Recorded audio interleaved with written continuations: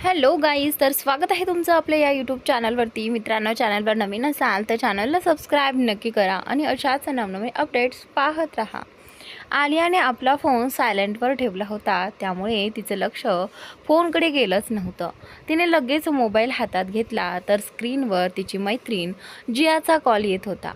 जियाचा call पाहताच आलियाला राग आला. तिने कॉल उचलला पण काहीच बोलली नाही. तेवढ्यात समोरून जियाचा आवाज आला, हे आलिया, ऐक ना. त्यावर आलिया रागाने म्हणाली, मला तुझ्याशी काहीच बोलायचं नाही. आता तुला माझी आठवण आली का? इतके दिवस तू काय करत होतीस माहिती आहे तुला? ज्या लगेच म्हणाली, सॉरी सॉरी सॉरी यार, मी तुला सांगू शकली नाही. मला एका खूप महत्त्वाच्या कामासाठी बाहेर जावं लागलं होतं. आलिया नाराजीने म्हणाली, तू माझ्यापासून गोष्टी लपवायला कधीपासून लागलीस? सांग ना, काय झालं होतं? हे ऐकून जिया मनातच विचार करू लागली, नाही, ही गोष्ट मी आलियाला अजिबात सांगणार नाही. तिने स्वतःला सावरत उत्तर दिलं, सॉरी आलिया, तुला तर माहिती आहे ना, मी अशीच थोडीफार गोंधळ घालत असते. तू सोबत असायचीस म्हणून सगळं सांभाळलं जायचं. पण यावेळी माझ्याकडून थोडा मोठा प्रॉब्लेम झाला आहे, त्यामुळे मला बाहेर जावं लागलं. आता मी परत आले. आज ऑफिसला गेले होते तेव्हा कळलं की तू ऑफिस सोडलास. मला तुला भेटायचं होतं, प्लीज एकदा भेट ना. पण आलिया अजूनही रागातच म्हणाली, मला तुझ्याशी काहीच बोलायचं नाही आणि भेटायचं तर अजिबात नाही. असं म्हणत तिने रागाने कॉल कट केला. तिकडे जिया स्वतःशीच पुटपुटली, ओ, ही तर खूपच रागावली आहे. नाही, मला तिला मनवावंच लागेल. असं म्हणत तिने पुन्हा कॉल केला, पण आलियाने तोही कट केला. जिया हट्टाने म्हणाली, मीही बघते तू माझ्यावर किती दिवस रागावून राहतेस. ती पुन्हा पुन्हा कॉल करत होती, पण आलिया मुद्दामून फोन उचलत नव्हती. तिच्या शेजारी बसलेली पंखुडी मात्र हे सगळं पाहून हसत होती. ती मनात म्हणाली, असं दिसतंय की वहिनींचं त्यांच्या मैत्रिणीसोबत भांडण झालंय. बराच वेळ कॉल येत राहिल्यावर पंखुडी आलियाकडे पाहत म्हणाली, वहिनी, बोला ना तिच्याशी. तुमची फ्रेंड खूप टेन्शनमध्ये वाटते. त्यावर आलिया ओठ वाकडं करत म्हणाली, ती अशीच आहे, खूप मोठी ड्रामेबाज. मला सोडून निघून गेली होती आणि आता तिला माझ्याशी बोलायचं आहे, पण मला तिच्याशी बोलायचंच नाही. असं म्हणत तिने मोबाईल बाजूला ठेवला. तेवढ्यात पंखुडीने तो कॉल उचलला. ती काही बोलणार इतक्यात समोरून ज्या घाईघाईने म्हणाली, sorry sorry Alia, please call cut करू नकोस. माझं एकदा ऐकून तर घे.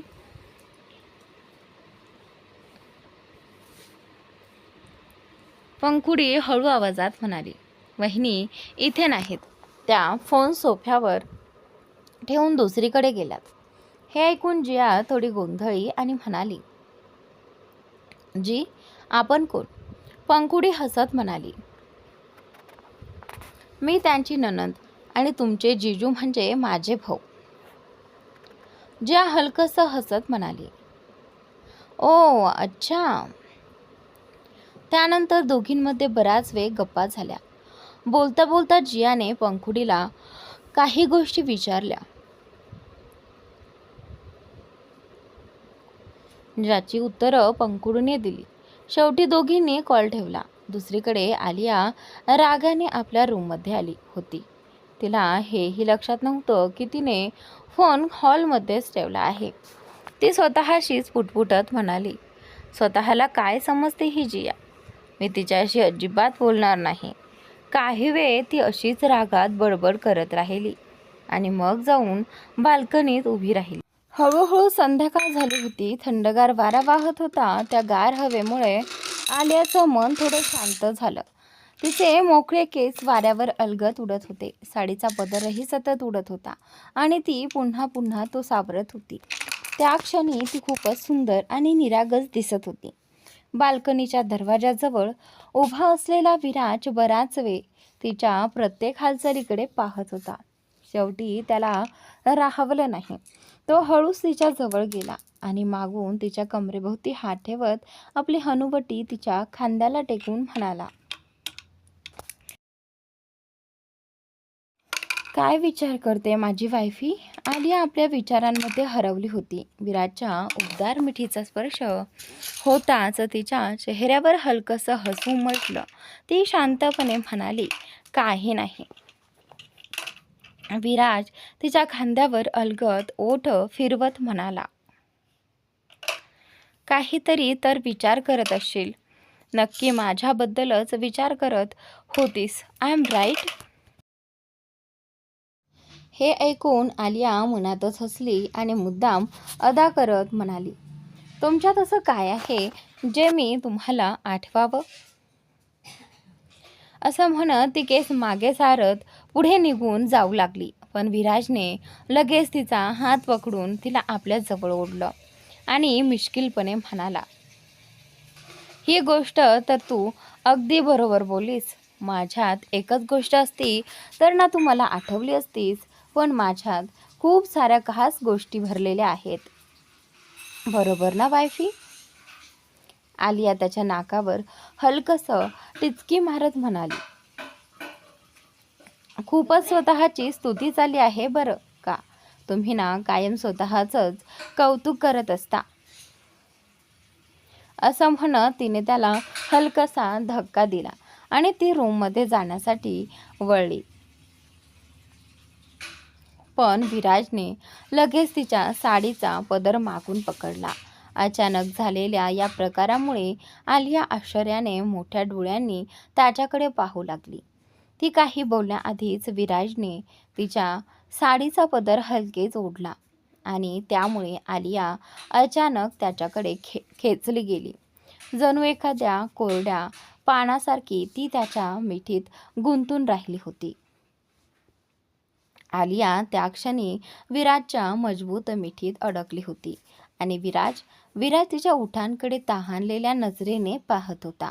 आलियाने त्याच्या नजरेचा पाठलाग केला आणि तिला लगेच समजलं की विराजच्या मनात काय चाललं आहे. ती हलक्याच्या रागाने त्याच्या छातीवर मारत म्हणाली, किती नटखट आहात तुम्ही, सोडा मला.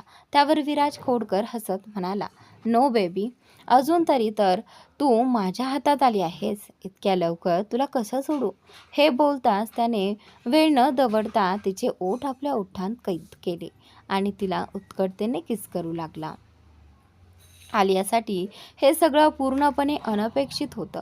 ती मोठमोठ्या डोळ्यांनी विराजच्या या अचानक झालेल्या जवळीकीकडे पाहत होती. पण विराज मात्र तिला सोडायलाच तयार नव्हता. त्याने तिला भिंतीला टेकवत अधिक जवळ ओढलं आणि तिच्या ओठांवर प्रेमाने उत्कटतेने चुंबनांचा वर्षाव करू लागला. विराज अजून पुढे काही करणार इतक्यात दरवाजावर टकटक झाली. टकटक ऐकताच विराज चिडला तर आलियाचंही भान तुटलं. तीही हळूहळू त्या क्षणात हरवत चालली होती. तिने लगेच विराजला स्वतःपासून दूर करण्याचा प्रयत्न केला, पण तो काही तिला सोडत नव्हता. पुन्हा एकदा दरवाजावर टकटक झाली. तेवढ्यात बाहेरून काही आवाज आले. जिया आणि पंखुडीचा आवाज ऐकून आलिया पूर्णपणे आश्चर्यचकित झाली. विराजही कधी आलियाकडे तर कधी लॉक असलेल्या दरवाजाकडे विचित्र नजरेने पाहत होता. आलियाने पटकन विराजला दूर केलं आणि दरवाजाकडे जाऊ लागली. पण तेवढ्यात विराजने तिचा हात पकडून तिला एका झटक्यात परत स्वतःकडे ओढलं आणि म्हणाला, असं कसं वायफी? मी जे काम सुरू करतो ते पूर्ण केल्याशिवाय राहत नाही. हे बोलून त्याने पुन्हा एकदा तिच्या ओठांवर आपले ओठ टेकवले. तिला झपाट्याने किस केलं आणि लगेच तिला सोडून वॉशरूममध्ये निघून गेला. आलिया मात्र तिथे स्तब्ध उभी राहिली. वॉशरूममध्ये जाताना विराजने तिच्याकडे पाहत डोळा मारला आणि आत निघून गेला. त्याच्या त्या खोडकर वागण्याकडे पाहून आलिया मनातच पुटपुटली, किती छिछोरे आहेत हे. असं म्हणत ती पटकन दरवाजा उघडायला गेली. दरवाजा उघडताच समोर जिया पंखुडी उभ्या होत्या. त्यांना पाहून आलिया थोडी आश्चर्यचकित झाली. तिने जियाकडे पाहत हलक्याशा नाराजीने विचारलं, तू इथे कशी आलीस? त्यावर जिया नाटक करत म्हणाली, आता तू माझ्याशी बोलायलाही तयार नाहीस का? काय झालं? आता मी तुझी मैत्रीण राहिले नाही का? नवरा मिळाला आणि मैत्रीण विसरलीस? दोस्त दोस्त ना रहा. हे बोलत ती अगदी नाटकीपणे डोक्यावर हात ठेवून रडण्याचा अभिनय करू लागली. तिचं हे नाटक पाहून आलियाला हसू आलं आणि ती म्हणाली, बस कर तुझा ड्रामा, चल पटकन खाली. त्यानंतर तिघीही खाली हॉलमध्ये आल्या आणि गप्पा मारत बसल्या. ज्या सतत काही ना काही खोड्या काढत होती आणि तिच्या त्या हरकती पाहून पंखुडी हसत होती. तेवढ्यात तुषारही तिथे आला आणि सगळ्यांसोबत गप्पा मारू लागला. बोलता बोलता तुषार आणि जियामध्ये चांगली मैत्री झाली. दोघेही खूप हसत खेळत बोलत होते. पण पंखुडीला हे काहीसं खटकत होतं. का कोण जाणे, पण तिला आतून वाईट वाटत होतं. तुषार तिच्याशी कधी इतकं मोकळेपणाने बोलला नव्हता आणि आता जियासोबत तो इतका आनंदाने बोलत होता. हे पाहून तिच्या डोळ्यात नकळत पाणी तरळू लागलं.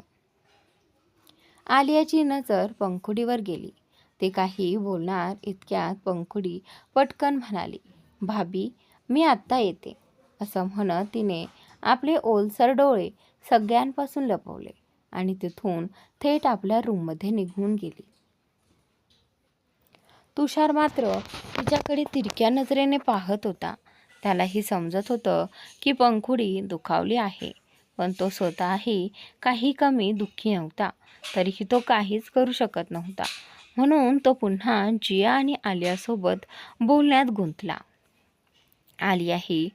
आलियालाही पंखुडीचं असं अचानक निघून जाणं खटकत होतं. पण तिने काही न बोलता पुन्हा गप्पांमध्ये स्वतःला गुंतवलं. काही वेळाने विराजही तिथे आला आणि सगळ्यांसोबत बोलू लागला. गप्पा मारता मारता रात्र झाली. त्याचवेळी रोहित विराजला एक महत्त्वाची फाईल द्यायला आला होता. संध्याकाळचे 7 वाजले होते. विराज फाईल चेक करत म्हणाला, ठीक आहे, ही फाईल नीट पाहून साईन करतो. तू आता जा आणि उद्या वेळेवर ये.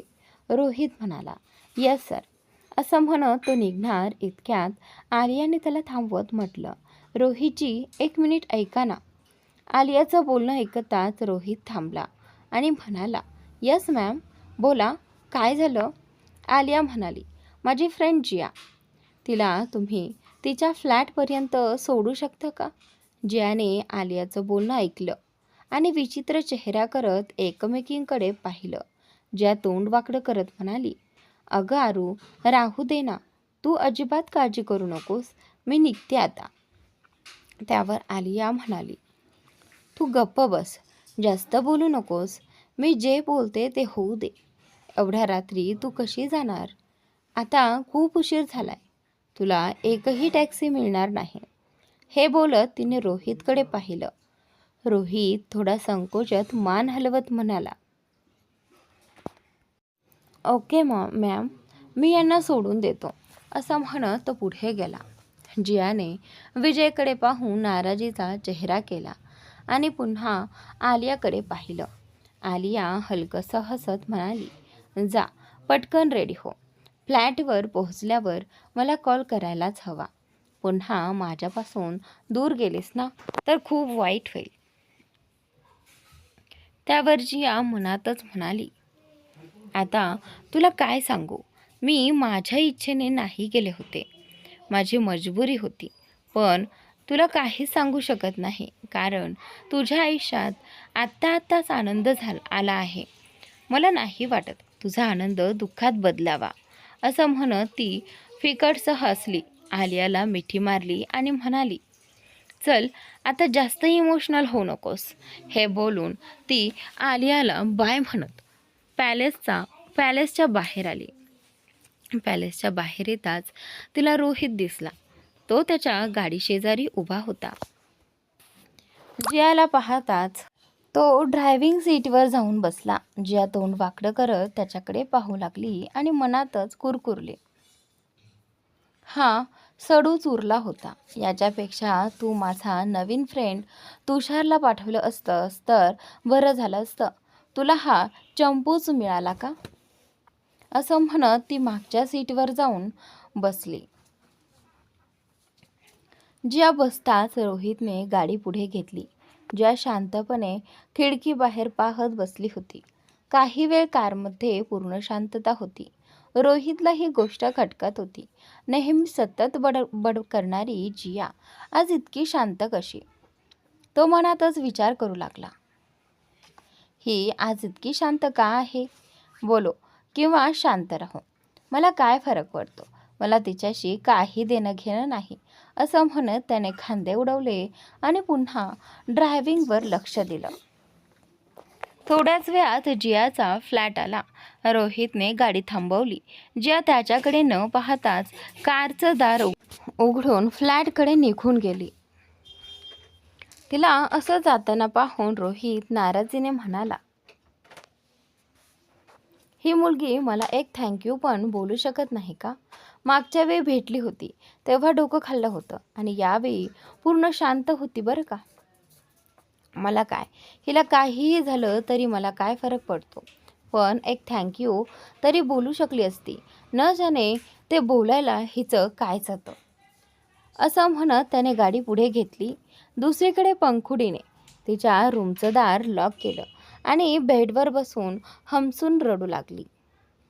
तिच्या डोळ्यासमोर सतत तुषार आणि जिया हसत खेळत बोलताना दिसत होते. तिला खूप दुःख होत होतं. ती मनातच स्वतःशी म्हणाली, मी इतकी वाईट आहे का की तुम्हाला माझ्याकडे पाहायलाही आवडत नाही? कदाचित तुम्हाला माझ्याशी बोलायचं नसेल. मी तुमच्यासाठी बनलेलीच नाही. तुम्ही बरोबर म्हणाला होतात. तुम्ही माझ्यावर कधी प्रेमच करू शकत नाही.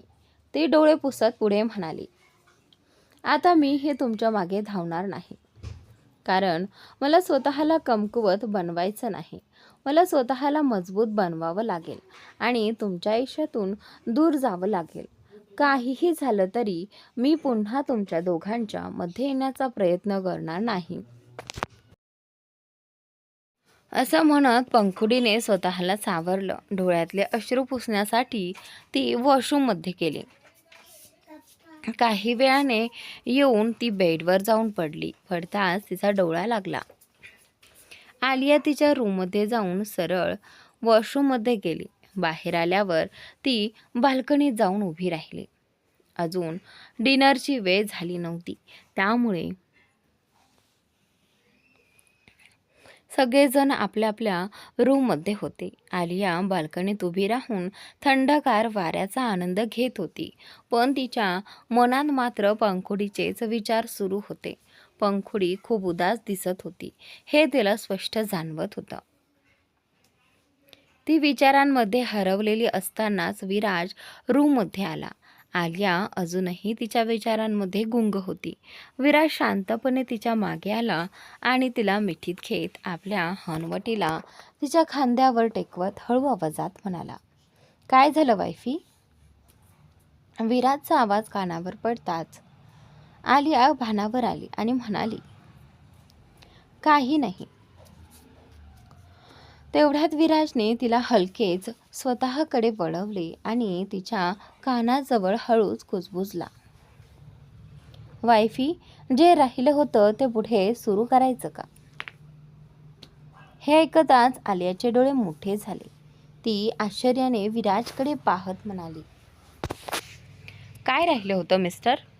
असं म्हणत तिने त्याला हलकासा धक्का दिला.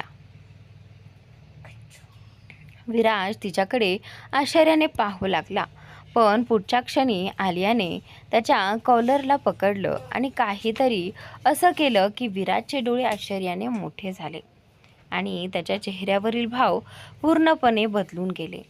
आलिया अचानकच विराजला पकडून स्वतःकडे ओढते आणि एका झटक्यात त्याच्या गालावर हलकंसं जाऊन पुन्हा दूर होते. त्यानंतर ती परत जाऊन बेडवर स्टाईलमध्ये बसते. विराज मात्र तिला आश्चर्याने एकटक पाहत राहतो. त्याला अजूनही विश्वास बसत नव्हता की आलियाने आत्ताच असं काही केलं होतं. त्याने कधी कल्पनाही केली नव्हती की आलिया इतकी धाडसीही असू शकते. तो आपल्या गालावर हात ठेवत हलकंसं हसला आणि आलियाकडे पाहू लागला, जे बेडवर अगदी मस्त अंदाजात बसली होती. हे पाहून विराज हसत तिच्याकडे पुढे आला आणि म्हणाला, हे अजिबात फेअर नाही बरं का. आज तू जे केलंस ना, त्यामुळे माझ्यातला सिंह जागा झाला आहे. आता बघ हा सिंह तुझ्यावर कसा भारी पडतो. असं म्हणत तो तिच्याकडे झेपावला, पण आलिया पटकन त्याच्यापासून दूर होत दुसऱ्या बाजूला पळू लागली. विराजही तिच्या मागे धावत होता. पळता पळता आलिया मागे वळून त्याला चिडवत म्हणाली, नो वे हबी, आज तुम्ही माझ्याकडून हरायला तयार राहा आणि मी खूप फास्ट रनर आहे. हे ऐकताच विराज हसून म्हणाला, ठीक आहे, मग बघूया कोण कुणाला पकडतं आणि कोण जास्त वेगानं पळतं. विराज वेगाने तिच्याकडे सरकला आणि तिला पकडण्याचा प्रयत्न करू लागला, पण आलिया चपळाईने त्याच्या हातातून निसटून पुन्हा दुसऱ्या बाजूला पळाली. कधी सोफ्याजवळ तर कधी बेडभोवती. ती संपूर्ण रूममध्ये इकडून तिकडे धावत होती. तिच्या हसण्याचा आवाज संपूर्ण खोली दरवळत होता. त्या क्षणी आलिया अगदी लहान एखाद्या मुलीसारखी निरागस वाटत होती. तिला असा आनंदात पाहून विराजलाही खूप छान वाटत होतं. इतक्या दिवसांनी तो आलियाला मनमोकळं हसताना पाहत होता आणि त्याच्या मनात आनंद उसळत होता. त्याला नेहमीच वाटायचं की त्याची पत्नी अशीच हसत खेळत राहावी. म्हणूनच तो मुद्दाम तिला आणखी चिडवत तिच्या मागे धावत होता. तो हसत म्हणाला, एकदा का मी तुला पकडलं ना, मग बघ तुझी काय अवस्था करतो ते. आलिया त्याला चिडवत म्हणाली, आधी पकडून तर दाखवा हबी. काही वेळ सतत पळाल्यामुळे आलिया थोडी दमली. विराज तिला मुद्दाम छेडत होता, कारण त्याला तिचं हे गोंडस रूप खूप आवडत होतं. शेवटी आलिया थांबताच विराजने एका झटक्यात तिचा हात पकडून तिला स्वतःकडे ओढलं. दोघांचाही तोल गेला आणि थेट ते बेडवर पडले. आता आलिया खाली होती आणि विराज तिच्या वर झुकलेला होता. दोघांच्या नजरा एकमेकांमध्ये हरवल्या होत्या. विराजच्या डोळ्यात वेगळीच ओढ दिसत होती. तो तिच्याकडे प्रेमाने पाहत होता, तर आलिया त्याच्या त्या नजरेची ऊब जाणवत लाजून खाली पाहू लागली. विराज हलकंसं हसत तिच्या चेहऱ्याजवळ आला आणि म्हणाला, आता काय करशील वायफी? आता तू माझ्या जाळ्यात अडकली आहेस. आता तुला माझ्यापासून दूर जाता येणार नाही. आलिया काही बोलणार इतक्यात विराजने तिचे शब्द आपल्या प्रेमळ चुंबनात विरघळून टाकले आणि काही क्षणातच दोघंही एकमेकांच्या प्रेमात पूर्णपणे हरवून गेले. आलियाही त्याच्या प्रेमाला तितक्याच उत्कटतेने प्रतिसाद देत होती आणि त्यामुळे विराजच्या भावना आणखीन गहिऱ्या होत होत्या. वेळ जसजसा पुढे सरकत होता तसतसं दोघांचं एकमेकांवरील प्रेम अधिकच खुलत होतं. त्यांच्या श्वासांची लय एकमेकांत मिसळली होती आणि संपूर्ण खोलीत त्यांच्या प्रेमाची सुंदर ऊब पसरली होती. त्या क्षणी जगात फक्त ते दोघंच अस्तित्वात असल्यासारखं वाटत होतं. एका बाजूला प्रेमाची ही सुंदर भावना खुलत होती, तर दुसऱ्या बाजूला पंखुडी आपल्या खोलीत उदास आणि शांत बसली होती. तुषारही बेडवर पडून छताकडे एकटक पाहत होता. त्याच्या डोळ्यात हलकीशी ओल होती. तो स्वतःचं दुःख कुणासमोर व्यक्त करू शकत नव्हता. अखेर रात्र कधी सरली आणि दोघांनाही कधी झोप लागली हे त्यांनाही कळलं नाही. दुसऱ्या दिवशी सकाळी आलियाची झोप उघडली तेव्हा तिला स्वतःजवळ विराज दिसला नाही. तिने स्वतःकडे पाहिलं तर तिने विराजचा शर्ट घातला होता. ते पाहून तिच्या ओठांवर हलकंसं स्मित उमटलं आणि ती उठून वॉशरूममध्ये गेली. थोड्या वेळाने तयार होऊन ती खाली आली तर सगळे नाश्त्यासाठी बसले होते. फक्त विराज दिसत नव्हता. आलियाने सगळ्यांना नमस्कार करून आशीर्वाद घेतले आणि हसत गुड मॉर्निंग म्हणाली. पण तिची नजर सतत विराजला शोधत होती. तेवढ्यात विराजची आई म्हणाली, बाळा, विराज सकाळीच निघून गेला. त्याची काही महत्त्वाची मीटिंग होती म्हणून तो आणि तुषार दोघंही ऑफिसला गेले. आलिया हसत म्हणाली, ठीक आहे मम्मीजी. त्यानंतर ती सगळ्यांसोबत बसून नाश्ता करू लागली. तेवढ्यात पंखुडी तिच्याकडे पाहत म्हणाली, भाभी, उद्या माझ्या कॉलेजमध्ये पार्टी आहे. मला ड्रेस घ्यायचा आहे. तुम्ही माझ्यासोबत शॉपिंगला याल का? आलिया तिच्या गालाला हलकेच स्पर्श करत हसून म्हणाली, नक्की येईन. थोड्याच वेळात दोघींनी नाश्ता आटोपला आणि घरच्यांची परवानगी घेऊन बाहेर जाण्याची तयारी केली. दादाजींनी त्यांच्या सुरक्षतेसाठी खास गार्ड्सही सोबत पाठवले. काही वेळातच त्या दोघी मोठ्या कारमध्ये बसून मॉलकडे निघाल्या. त्यांच्या मागे आणखीन 2 गाड्या सुरक्षा म्हणून होत्या. मात्र त्यांना न कळता थोड्या अंतरावर उभी असलेली एक संशयास्पद कारही शांतपणे त्यांच्या मागे निघाली. सुमारे अर्ध्या तासानंतर गाड्या एका मोठ्या शॉपिंग मॉलसमोर थांबल्या. ड्रायव्हरने पटकन दरवाजा उघडला. आलिया आणि पंखुडी खाली उतरल्या. दोघींनी हसत मॉलकडे पाहिलं आणि मग एकत्र आत चालू लागल्या. शॉपिंग मॉलचा मॅनेजर आधीपासूनच जाणून होता की आलिया ही विराजची पत्नी आहे.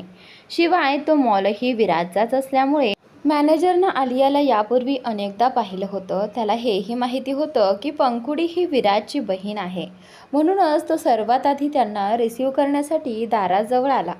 त्याने आलिया आणि पंखुडीला घेऊन वुमन सेक्शनमध्ये नेलं आणि नवनवीन ड्रेसेस दाखवू लागला. दुसरीकडे कोणीतरी होतं ज्याची तीक्ष्ण नजर फक्त आलियावरच खिळून होती. तेवढ्या त्या माणसाचा मोबाईल वाजला आणि कॉल उचलत तो म्हणाला, जी मॅडम, मी पोहोचलो आहे. समोरून काहीतरी बोललं गेलं. ते ऐकून तो थंड आवाजात म्हणाला, ओके मॅडम, काम होईल, फक्त पैसे तयार ठेवा. असं म्हणत त्याने कॉल कट केला. पंखुडी आणि आलिया दोघीही वेगवेगळ्या फॅन्सी ड्रेसेस पाहण्यात मग्न झाल्या. पंखुडीला काही समजत नव्हतं. ती आलियाकडे पाहत म्हणाली, भाभी, तुम्हाला माझ्यासाठी काही छान वाटलं तर मला सांगा ना. आलिया विचित्र तोंड करत म्हणाली, या बाबतीत मी सुद्धा तुझ्यासारखीच आहे. मागच्या वेळी तर तुझ्या भावालाच ड्रेस निवडायला लावलं होतं. पण काही हरकत नाही, स्वतःसाठी नाही तरी तुझ्यासाठी नक्की निवडू शकते. असं म्हणत आलिया एक एक ड्रेस काळजीपूर्वक पाहू लागली. तेवढ्यात तिने एक काळ्या रंगाचा गाऊन बाहेर काढला, जो खूपच सुंदर दिसत होता. तो फुल लेंथ स्लीवलेस गाऊन होता.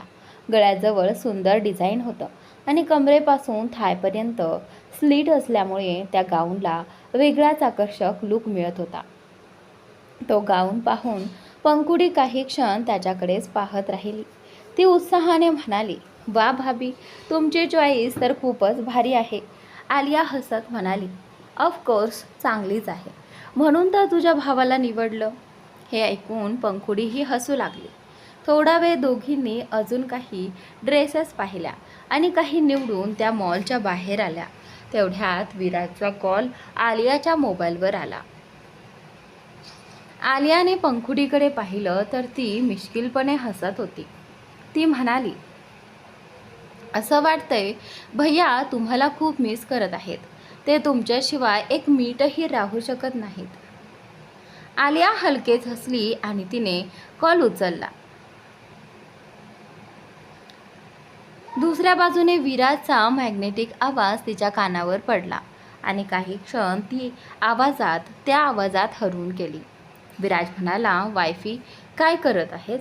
आलिया म्हणाली, मी पंखुडीसोबत शॉपिंगला आले आहे. विराज म्हणाला, ओके, नीट शॉपिंग करा. आणि तुमच्यासोबत गार्ड्स आहेत ना? त्याच्या आवाजात काळजी स्पष्ट जाणवत होती.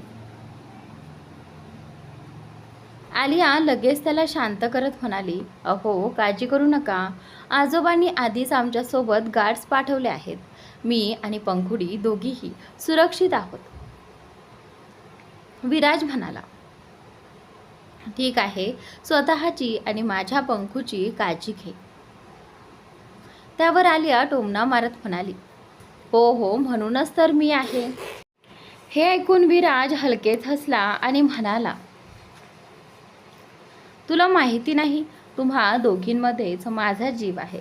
तू माझी धडकन आहेस आणि मी ती माझा जीव. तुम्ही दोघीही माझ्यासाठी खूप महत्त्वाच्या आहात. त्यामुळे स्वतःची काळजी घ्या आणि खास करून माझ्या सुंदर बायकोची, कारण ती खूपच निरागस आहे आणि कोणाच्याही बोलण्यात पटकन येते. हे ऐकताच आलियाने नाक फुगवत म्हटलं, अच्छा, म्हणजे मी मूर्ख आहे. तुम्हाला तर मी सोडणारच नाही. विराज लगेच म्हणाला, तेच तर मला हवं आहे. तू मला कधीच सोडू नकोस. पण तू अशी आहेस की हातात येताच लगेच फुर होऊन निघून जातेस. हे ऐकून आलिया लाजली आणि म्हणाली, ओ हॅलो, असं कधी झालं? विराज हसत म्हणाला, नेहमीच, पण कालची रात्र मात्र थोडी वेगळी होती. हे ऐकताच आलिया क्षणभर कालच्या आठवणीत हरवली. तिचा चेहरा लाल झाला. तिने पटकन नजर खाली केली आणि पंखुडीपासून चेहरा दुसरीकडे वळवत लाजत म्हणाली, बदमाश, चला आता कॉल ठेवा. असं म्हणत तिने लगेच कॉल कट केला. दुसरीकडे विराज तिचं बोलणं ऐकून हलकेच हसू लागला. त्याचवेळी तुषार केबिनमध्ये आला. विराजच्या ओठांवरचं स्मित पाहून तो अक्षरशः थबकला. मनातच तो म्हणाला, आज या डेव्हिडला काय झालंय? याच्या चेहऱ्यावर हसू, नक्कीच काहीतरी गडबड आहे आणि हे सगळं माझ्या प्रिय भाभीमुळेच असणार. तो हसत विराज जवळ आला आणि म्हणाला, काय बात आहे यार, आजकाल तू खूप हसायला लागलायस, पूर्ण बदलून गेलायस. हे ऐकताच विराजच्या चेहऱ्यावरील भाव बदलले आणि तो पुन्हा आपल्या एरोगंट अंदाजात आला. तो थंड आणि रागीट आवाजात म्हणाला, जस्ट शट अप, तुझी बडबड बंद कर.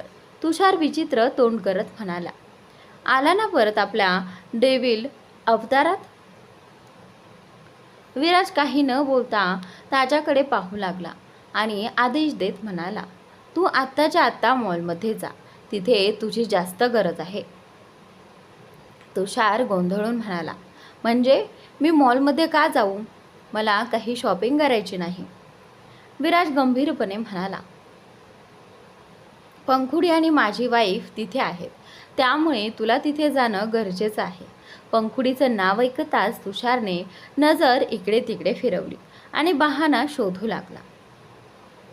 तो म्हणाला, नाही रे, मला आत्ता खूप काम आहे, तू जा ना. हे ऐकताच विराजने रागाने डोळे मोठे केले आणि म्हणाला, एकदाच सांगितलेलं तुला समजत नाही का? माझ्याकडे वेळ असता तर मी स्वतः गेलो नसतो का? शेवटी ती माझी बायको आहे. पण आता माझी खूप महत्त्वाची मीटिंग आहे, म्हणून तुला पाठवत आहे आणि हो, लवकर जा. असं म्हणत तो पुन्हा आपल्या फाईल्समध्ये गुंतला. तुषार तोंड वाकडं करत म्हणाला, तू एक नंबरचा डेव्हिल आहेस आणि कायम तसाच राहशील. असं म्हणत तो पाय आपटत केबिनच्या बाहेर निघून गेला. बाहेर येताच तो स्वतःशीच पुटपुटला, सतत ऑर्डर देत असतो, एक दिवस याला नक्की धडा शिकवेन. असं म्हणत तो कार घेऊन थेट शॉपिंग मॉलकडे निघाला. रस्त्यात त्याला जिया एका ठिकाणी उभी दिसली. ती टॅक्सीची वाट पाहत होती. तुषारने लगेच कार थांबवली. जियाने कारकडे पाहिलं तर तुषार हसत म्हणाला, कुठे जायचं आहे? जिया हसत म्हणाली, हो, आलियाने मला शॉपिंग मॉलमध्ये बोलावलं होतं, पण मी आधीच खूप लेट झाले आहे. आता ती मला नक्की ओरडणार. तुषार हसत म्हणाला, काही नाही, चल, मीही तिकडे चाललो आहे, तुला भाभीकडे सोडतो. जिया हसली आणि कारमध्ये बसली. मग दोघेही पुढे निघून गेले. दुसरीकडे मॉलमध्ये आलियाने कॉल कट केल्यानंतर पंखुडी तिच्या लाल झालेल्या चेहऱ्याकडे पाहत चिडवत म्हणाली, काय बात आहे भाभी, भैयाने असं काय सांगितलं की तुमचा चेहरा टोमॅटोसारखा लाल झाला? आलिया तिला हलकंसं मारत म्हणाली, गप्प बस, असं काही नाही. पंखुडी पुन्हा म्हणाली, सांगा ना भाभी, भैयाने काय सांगितलं? खरं सांगायचं तर भैया इतके रोमॅन्टिक असतील असं वाटत नाही. ते तर एक नंबरचे सडू आणि एरोगंट आहेत. हे ऐकून आलियाने डोळे मोठे करत म्हटलं, असं बोलत नाहीत, तुझे भैया आहेत ते. पंखुडी लगेच मिश्किलपणे म्हणाली, ओ हो, माझे भैया की तुमचे सय्या. हे ऐकून आलिया लाजू लागली आणि पंखुडीला हलकेच ढकलत म्हणाली, चल ना, अजून थोडी शॉपिंग करूया. मला तुझ्या भावासाठी काहीतरी घ्यायचं आहे. त्यावर पंखुडी मिश्किल हसत म्हणाली, वा, काय बात आहे. भावासाठी खास शॉपिंग चाललंय म्हणजे नक्कीच काहीतरी खास आहे. आलिया तिच्याकडे डोळे वटारत म्हणाली, गप्प बसून येतेस का की मी तुला सांगू? पंखुडी लगेच हात जोडत म्हणाली, सॉरी येते मी. त्यानंतर त्या दोघी पुरुषांच्या सेक्शनमध्ये गेल्या आणि तिथे कपडे पाहू लागल्या. इतक्यात मागून आवाज आला, हे आलिया, ऐक ना. आलियाने मागे वळून पाहिलं तर जिया तिच्याकडे येत होती. तिला पाहताच आलिया तिथेच थांबली आणि आश्चर्याने तिच्याकडे पाहू लागली. पंखुडीची नजरही जियावर गेली, पण पुढच्या क्षणी तिची नजर जियासोबत येणाऱ्या तुषारवर पडली. दोघांना एकत्र पाहून पंखुडी पुन्हा एकदा उदास झाली आणि तिने लगेच नजर दुसरीकडे वळवली. तुषार हे सगळं शांतपणे पाहत होता, पण काही बोलला नाही. तो जियासोबत पुढे येत हसत म्हणाला, भाभी, बघा ना, तुमच्या मैत्रिणीलाही मी सोबत घेऊन आलो आहे. त्यावर आलिया हसत म्हणाली, थँक्यू भैया, तुम्ही माझ्या मैत्रिणीला घेऊन आलात. तुषार लगेच म्हणाला, फक्त थँक्यूने काम चालणार नाही भाभी, मला ट्रीट पण हवी. आलिया हसत म्हणाली, ट्रीट तर नक्की मिळेल. आधी या जियाच्या पोरगीची खबर घेते. असं म्हणत ती जियाजवळ गेली आणि तिचा कान हलकेच ओढत म्हणाली, अगं जिया, आता येतेस? मी तुला किती वेळापासून बोलावत होते. जिया तिचा हात सोडवत चेहरा वाकडा करत म्हणाली, अरे सोड ना माझी आई, खूप दुखतंय. मी येतच होते, पण तुला माहिती आहे ना, टॅक्सीवाल्यांचा स्ट्राईक सुरू आहे. बरं झालं तुषारजी भेटले, नाही तर मी इथे पोहोचलीच नसते.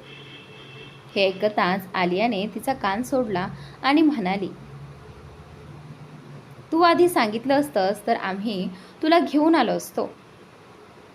जिथे आलिया आणि जिया एकमेकींशी गप्पा मारत होत्या, तिथे तुषार आणि पंखुडी मात्र शांत उभे होते. तुषार अधूनमधून पंखुडीकडे कटाक्ष टाकत होता, तर पंखुडी नजर चुकवत दुसरीकडे पाहत उभी होती. तिचे डोळे पाणावले होते आणि ती अश्रू तुषारपासून लपवण्याचा प्रयत्न करत होती. ती पटकन मागे वळली आणि डोळ्यातून आलेले अश्रू अलगद पुसून टाकले. दरम्यान आलिया आणि जिया अजूनही एकमेकींशी मस्करी करत होत्या. अचानक आलिया म्हणाली, चल आता, जास्त वेळ लावू नकोस, पटकन माझ्या शॉपिंगमध्ये मदत कर.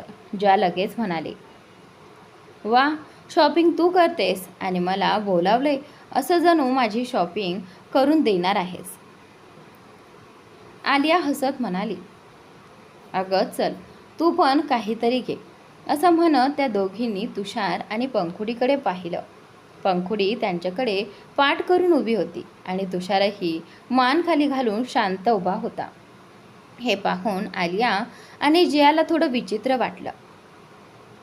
जिया हळूच आलियाच्या खांद्याला धक्का देत कुजबुजली, हे काय चाललंय ग? या दोघांमध्ये काहीतरी आहे का? आलियाने डोळ्यांनीच तिला शांत राहण्याचा इशारा केला आणि हळू आवाजात म्हणाली, मलाही तसाच संशय येतोय. असं म्हणत त्या दोघी त्यांच्याजवळ गेल्या. आलिया पंखुडीकडे पाहत म्हणाली, पंखुडी, चल ना, शॉपिंग करूया. पंखुडीने लगेच चेहऱ्यावर खोटी स्मित आणली आणि म्हणाली, हो हो भाभी, चला ना, भावासाठी छान छान ड्रेस बघूया.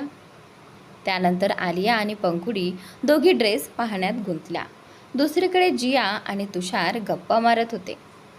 जिया अधूनमधून आलियाला मदतही करत होती. नंतर आलियाने जियासाठीही काही खरेदी केली. बराच वेळ शॉपिंग केल्यानंतर तिघीही थकल्या होत्या. तुषारसुद्धा हातात बॅग्स घेऊन दमला होता. मात्र त्याने फक्त आलिया आणि जियाच्या बॅग्स घेतल्या होत्या. पंखुडीने तिची बॅग स्वतःच हातात धरली होती. खरं तर तुषारने तिच्याकडूनही बॅग घ्यायचा प्रयत्न केला होता, पण पंखुडीने स्पष्ट नकार दिला होता. हे सगळं आलिया खूप बारीकीने पाहत होती, पण ती काहीच बोलली नाही, कारण ती योग्य वेळेची वाट पाहत होती. तिथे तुषार फक्त आलिया आणि जियाशीच बोलत होता. पंखुडीकडे तर तो जणू पूर्णपणे दुर्लक्ष करत होता. ही गोष्ट पंखुडीला आतून खूप टोचत होती, पण ती कसाबसा स्वतःवर नियंत्रण ठेवून शांत बसली होती. थोड्याच वेळात चौघांचं ऑर्डर आलं आणि सगळे हसत खेळत जेवू लागले. काही वेळाने त्यांनी जेवण संपवलं. तुषारने बिल भरलं आणि बाहेर येत म्हणाला, चला मी तुम्हा सगळ्यांना घरी सोडतो. त्यावर आलिया म्हणाली, उगाच तुम्ही त्रास घेतलात भाऊ, तुम्ही नाही आलात तरी आम्ही गेलो असतो.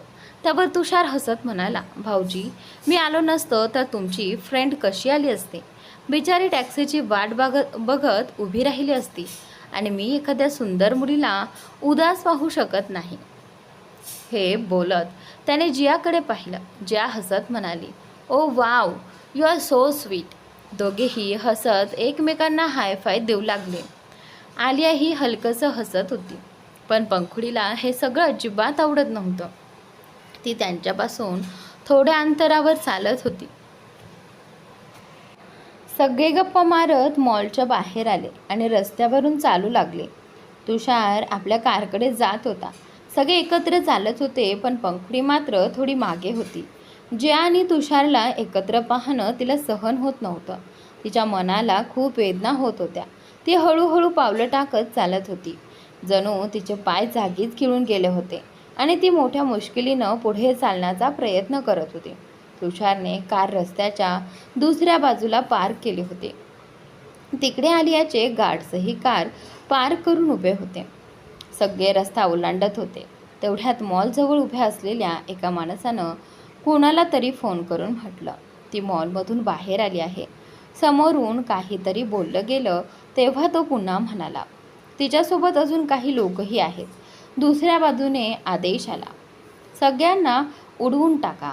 कुणालाही जिवंत ठेवायची गरज नाही. आज कोणत्याही परिस्थितीत टार्गेट पूर्ण झालंच पाहिजे. तो माणूस वेगाने पुढे सरकला. त्याच्या ओठांवर एक कपटी हास्य होतं. त्याने चेहऱ्यावर मास्क लावला होता, त्यामुळे चेहरा दिसत नव्हता, पण त्याच्या डोळ्यातून त्याची धोकादायक वृत्ती स्पष्ट दिसत होती. चौघेही निवांतपणे रस्ता ओलांडत होते. अचानक पंखुडीची नजर समोरून भरधाव वेगाने येणाऱ्या ट्रकवर पडली. तो ट्रक थेट आलिया, जिया आणि तुषारच्या दिशेने येत होता. हे पाहताच ती घाबरली आणि मोठ्याने ओरडली, पण कुणाचंच तिच्याकडे लक्ष गेलं नाही. तेवढ्यात तुषार मागे वळून पंखुडीकडे पाहू लागला, तर जिया आणि आलिया गप्पा मारत पुढे चालत राहिल्या. क्षणातच तो ट्रक वेगाने जवळ आला. तुषार ट्रक समोर येणार इतक्यात पंखुडीने त्याला जोरात ढकलून रस्त्याच्या दुसऱ्या बाजूला केलं. पण पुढच्या क्षणी ट्रकने पंखुडीला जोरदार धडक दिली. ती हवेत उडत दूर जाऊन आपटली आणि तिच्या तोंडून एक हृदय पिळवटून टाकणारी किंकाळी बाहेर पडली. हे दृश्य पाहून तिघेही थरकापले. तुषारला तर एका क्षणासाठी स्वतःचा श्वास थांबल्यासारखं वाटलं. तो काहीच बोलू शकत नव्हता, फक्त स्तब्ध उभा राहून पाहत राहिला. आलिया आणि जियाही हादरून गेल्या. काही क्षणांपूर्वी सगळं ठीक होतं आणि अचानक हे भयंकर घडलं होतं. तो ट्रक पंखुडीला धडक देऊन वेगाने तिथून पळून गेला. सगळे धावत पंखुडीजवळ पोहोचले. ती थोड्या अंतरावर दगडांमध्ये रक्ताने माखलेली पडली होती. तिच्या डोक्याला गंभीर दुखापत झाली होती आणि आजूबाजूला रक्तच रक्त पसरलं होतं. हे पाहून आलियाच्या तोंडून मोठी किंकाळी बाहेर पडली. ती पंखुडीजवळ बसून रडू लागली. तर तुषारची अवस्था तर पूर्णपणे सुन्न झाल्यासारखी होती. तेवढ्यात अचानक तुषारचा मोबाईल वाजू लागला. त्याला कसल्याच गोष्टीचं भान नव्हतं. आलिया त्याच्याजवळ जाऊन त्याला हलवत म्हणाली, भाऊ, तुमचा फोन वाजतोय. मोठ्या मुश्किलीनं तुषारने पॅन्टच्या खिशातून मोबाईल काढला, पण स्क्रीनवर फ्लॅश होणारं नाव पाहताच तो आणखी घाबरला. त्याचे डोळे आश्चर्याने मोठे झाले. मोबाईलवर विराज हे नाव चमकत होतं. त्याच्या कपाळावर घाम जमा झाला. थरथरणाऱ्या हातांनी त्याने कॉल उचलण्याचा प्रयत्न केला, पण त्याची हिंमत होत नव्हती. खरं तर तो कॉल दुसऱ्या कुणाचा नसून विराजचाच होता. विराजने आधी आलियाला फोन केला होता, पण तिने कॉल उचलला नव्हता, म्हणून त्याने तुषारला फोन केला होता. भीतीमुळे तुषार कॉल उचलत नव्हता. पूर्ण रिंग जाऊन कॉल कट झाला. क्षणात पुन्हा विराजचा कॉल आला. यावेळी तुषारने कसाबसा धैर्य एकवटलं आणि थरथरणाऱ्या हातांनी कॉल रिसीव्ह केला. दुसऱ्या बाजूने विराजचा संतापलेला आवाज आला. Where are you? तुम्ही लोक कुठे आहात? माझे कॉल का उचलत नाही आहात? आणि वायफी कुठे आहे? तिनेही फोन घेतला नाही. मी किती वेळापासून फोन करतोय, समजत नाही का तुम्हाला? विराजचा रागीट आवाज ऐकून तुषार घाबरला आणि अडखळत म्हणाला, मी मी तो एवढंच बोलला होता. तेवढ्यात विराज पुन्हा संतापून म्हणाला, जे काही बोलायचं आहे ते स्पष्ट बोला. तुषार काही बोलणार इतक्यात आलियाच्या रडण्याचा आवाज फोनमधून विराजच्या कानावर गेला. क्षणात विराज घाबरून म्हणाला, ही तर वायफीची आवाज आहे ना? काय झालं तिला? ती का रडते? तुषार थरथरत म्हणाला, भाऊजींना काही झालेलं नाही. विराज रागाने ओरडला, म्हणजे काय? आलियाला काही झालेलं नाही तर मग कोणाला झाले? तुषार भीतीने थरथरत म्हणाला, ओ विराज, पंखुडीचा अपघात झाला आहे. हे ऐकताच विराजच्या हाताची पकड मोबाईलवर घट्ट झाली. रागाने त्याच्या हातांच्या नसा स्पष्ट दिसू लागल्या आणि कपाळावर घाम उभा राहिला. त्याने लगेच कॉल कट केला, कारची किल्ली घेतली आणि वादळासारखा आपल्या केबिनमधून बाहेर पडला. कारमध्ये बसताच त्याने भरधाव वेगाने कार पुढे घेतली. वाटेतच त्याने मोबाईलवरून त्यांचं लोकेशन ट्रेस केलं आणि कारचा वेग आणखी वाढवला. तिकडे तुषारने कॉल कट झालेला पाहताच तो आणखी घाबरला.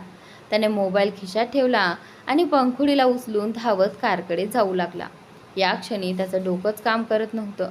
तो पंखुडीला हातात घेऊन कारजवळ पोहोचला. आलिया आणि जियाही त्याच्या मागून धावत आल्या. आलियाने तुषारच्या कारचं दार उघडलं आणि तुषारने पटकन पंखुडीला झोपवलं. आलिया दुसऱ्या बाजूला जाऊन पंखुडीचं डोकं आपल्या मांडीवर घेतलं आणि तिच्या डोळ्यातून अश्रू सतत वाहत होते. ती पंखुडीला सावरत तिला हलके सोबतत म्हणाली, पंखू शुद्धीवर ये ग बाळा. इकडे तुषारही पंखुडीजवळ झुकत घाबरलेल्या आवाजात म्हणाला, पंखू, तुला काही होणार नाही. मी तुला काही होऊ देणार नाही. तुला काहीच होऊ शकत नाही. तो खूप घाबरलेला होता. तो सतत स्वतःशीच हेच पुटपुटत होता. लगेच ड्रायव्हिंग सीटवर बसला आणि जिया त्याच्या शेजारच्या सीटवर जाऊन बसली. पुढच्या क्षणी तुषारने कार भरधाव वेगाने हॉस्पिटलकडे वळवली. संपूर्ण रस्ताभर सगळेच घाबरले होते. आलियाचे अश्रू काही थांबतच नव्हते. जियाच्या चेहऱ्यावरही चिंता स्पष्ट दिसत होती. ती आतून खूप घाबरली होती.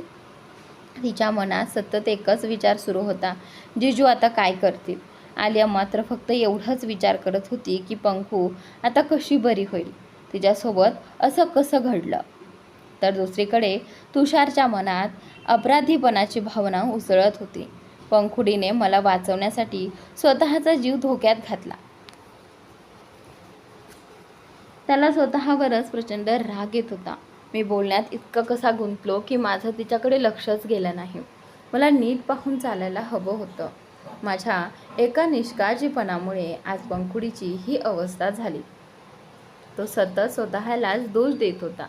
जवळपास 20 मिनिटं भरधाव वेगाने कार चालवल्यानंतर तुषारने कार सिटी हॉस्पिटलसमोर थांबवली. तो ताबडतोब कारमधून उतरला. मागचं दार उघडलं आणि पंखुडीला अलगद आपल्या बाहूंमध्ये उचललं. तो स्वतःही खूप घाबरलेला होता. त्या क्षणी त्याचं डोकंच काम करत नव्हतं. त्याला फक्त पंखुडी दिसत होती. बाकी कोणाशीही त्याला काही देणं घेणं नव्हतं. इकडे आलिया ही पंखुडीला नेताना पाहून दुसऱ्या बाजूचं दार उघडून बाहेर आली. ती आणि जिया दोघेही घाईघाईने हॉस्पिटलमध्ये धावत गेल्या. पण त्या आत पोहोचताच त्याचवेळी एक कार भरधाव वेगाने येऊन थांबली आणि दार उघडून विराज धावतच हॉस्पिटलमध्ये आला. तोपर्यंत तुषारने पंखुडीला स्ट्रेचरवर झोपवलं होतं आणि डॉक्टरांना तात्काळ ऑपरेशन करण्यास सांगितलं होतं. डॉक्टर लगेच पंखुडीला घेऊन ICUमध्ये गेले. विराज धावतच आत आला आणि मोठ्या आवाजात ओरडला, "व्हेअर इज पंखुडी?" त्याचा आवाज ऐकता सगळेजण मागे वळून पाहू लागले. आलिया लगेच विराज जवळ गेली आणि त्याच्या छातीला बिलगून रडू लागली. विराज तिच्या डोक्यावरून हात फिरवत शांत आवाजात म्हणाला, "शांत हो वाईफी, पंखूला काही होणार नाही. आपली पंखू खूप धाडसी आहे. तिला काहीच होऊ शकत नाही." आलिया विराजच्या मिठीत रडत होती आणि विराज तिला शांत करण्याचा प्रयत्न करत होता, पण तिचे अश्रू थांबत नव्हते. काही वेळाने विराजने तिला कॉरिडॉरमधल्या सोफ्यावर बसवलं आणि म्हणाला, "तू शांत हो, तिला काही होणार नाही." त्यानंतर त्याचं लक्ष तिथे उभ्या असलेल्या तुषारकडे गेलं. त्याने जियाला आलियाला सांभाळायला सांगितलं आणि मोठमोठी पावलं टाकत तुषार जवळ गेला. त्याच्या खांद्याला धरून हलवत रागाने म्हणाला, "हाऊ डेअर यू, हे सगळं होऊच कसं दिलंस तू? मी तुला माझ्या बहिणी आणि बायकोच्या सुरक्षेसाठी पाठवलं होतं आणि तू काय केलंस? फक्त बघत उभा राहिलास." तुषार मात्र मान खाली घालून शांत उभा होता. विराज त्याच्यावर ओरडत होता, तरीही तो काही बोलत नव्हता. अचानक तुषारने वर पाहिलं. विराजची नजर त्याच्या डोळ्यांवर पडताच तो एका क्षणासाठी शांत झाला. कारण तुषारचे डोळे अश्रूंनी भरलेले होते. त्याचे डोळे सुजलेले दिसत होते. त्याला पाहून स्पष्ट जाणवत होतं की तो खूप रडला होता आणि आता स्वतःला कसाबसा सावरत होता. सगळ्यांच्या चेहऱ्यावर चिंतेचे भाव होते. सर्वजण कॉरिडॉरमध्ये इकडून तिकडे फेऱ्या मारत होते. सगळ्यांची नजर ICUच्या दरवाजावर खिळून होती. दरवाजा कधी उघडेल याचीच वाट पाहत होते. दरम्यान विराजच्या कुटुंबातील सगळे सदस्यही हॉस्पिटलमध्ये पोहोचले होते. कारण पंखुडीचा अपघात झाल्याचं सर्वांना समजलं होतं. विराजची आई आपल्या मुलाला धरून रडत होती आणि विराज तिला सांभाळत उभा होता. त्याचवेळी तिच्या डॅडचीही अवस्था काही चांगली नव्हती. कारण पंखुडी म्हणजे त्यांचा जीव होती. ती अगदी लहान मुलांसारखी निरागस आणि सगळ्यांची लाडकी होती.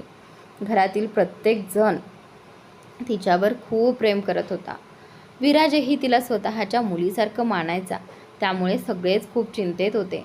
आजोबा आणि आजी हॉस्पिटलमध्ये आले नव्हते कारण त्यांची तब्येत इतकी चांगली नव्हती की इथे येऊ शकतील. शिवाय त्यांना अजून काही सांगितलेही नव्हतं कारण हा धक्का ते सहन करू शकणार नाहीत असं विराजने स्पष्ट सांगितलं होतं. फक्त त्याचे मॉम डॅड यांनाच याबद्दल माहिती होती.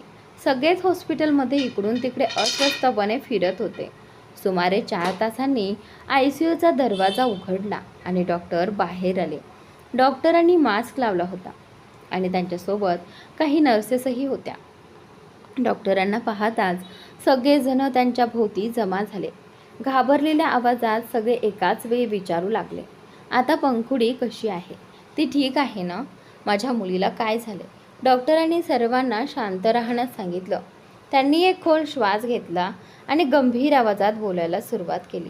त्यांचे शब्द ऐकताच सगळ्यांच्या चेहऱ्यावर भीती आणि घबराट स्पष्ट दिसू लागली.